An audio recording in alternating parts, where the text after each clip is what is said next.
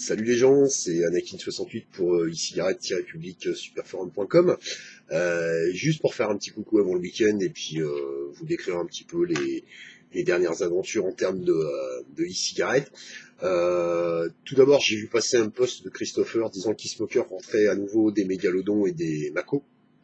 Alors, je voudrais simplement refaire une info sur le mégalodon parce que c'est vraiment un excellent mode.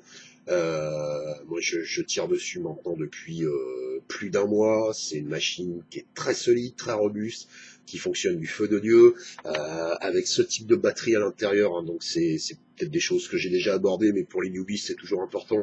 Voilà, IMR 18653 volt 7 en 1600 mAh, hein, ces modèles-là. Voilà, qui sont tout à fait caractéristiques avec cette couleur rouge vif. Hein. Ça tient allègrement une journée en tétinant quasiment en permanence. Bien faire attention à pas les décharger complètement, sinon elles sont nazes.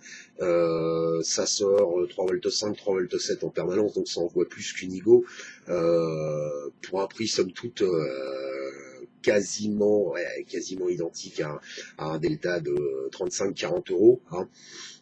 Je sais que Christopher il fait des packs mégalodons tout à fait complets à 100 et quelques euros. Bon, je fais pas de pub, hein, je gagne pas de fric chez lui, simplement on a un bon feeling, c'est tout. Mais pour un bifton de 100 euros, vas-y les deux batteries, vas-y le chargeur, vas-y le mégalodon.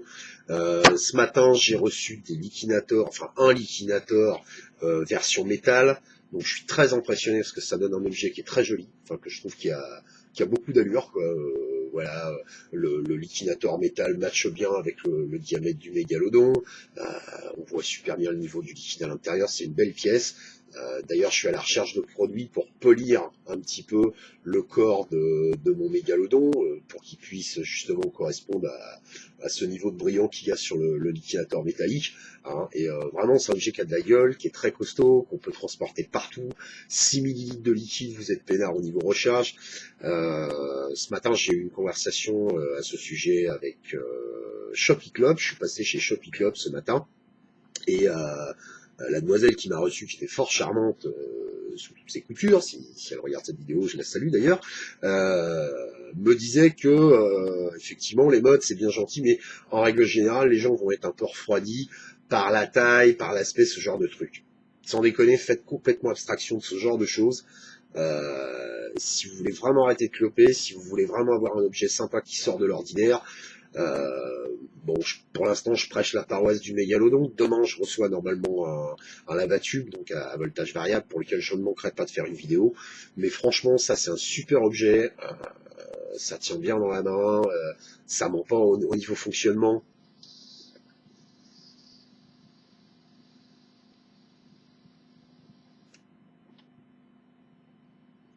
Voilà, hein, je pense que c'est pas la peine de décrire plus le truc, hein, c'est vraiment d'une efficacité redoutable. Dedans, qu'est-ce que j'y mets? Ben, ce que j'ai reçu ce matin, hein, ces fameux cartos dual coil 1,5 ohm, hein, ces modèles-là, avec la petite collerette oblongue. Bon, Christopher, fais pas cette tête-là, je sais pas chez toi, c'est vrai, il faut bien faire travailler un peu tout le monde.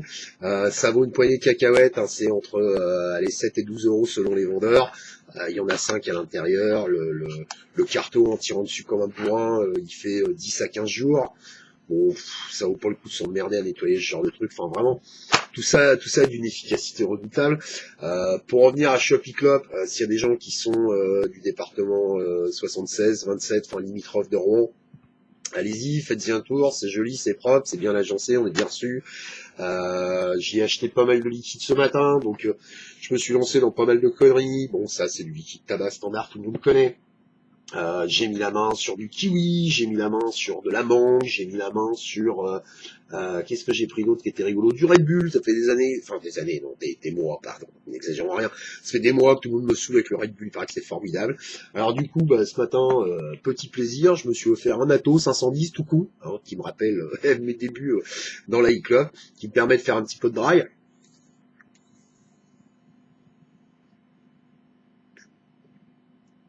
Voilà, le dry c'est pas un truc que je pratique, mais étant donné soit que j'achète beaucoup de liquides différents, soit que je m'amuse à faire pas mal de mélange, et avant d'en décaniller 6 millilitres là-dedans, ça vaut le coup d'en mettre 2 gouttes sur un petit atomiseur, ça vaut une poignée de cacahuètes, je sais pas regarder la facture, mais le prix d'un atomiseur 510, tout con, je sais même pas si c'est un LR, mais j'ai pas posé la question ce matin. Alors pour les newbies, c'est pareil, un petit rappel, qu'est-ce que c'est que le dry? Le dry, c'est tout simplement, je prends ma bouteille, comme ceci, je mets quelques gouttes, 1, 2, allez, 3, soyons fous, n'ayons pas peur, directement sur la taux, le temps de refermer la bouteille, ça c'est suffisamment imprégné, I push the button, j'appuie sur le bouton,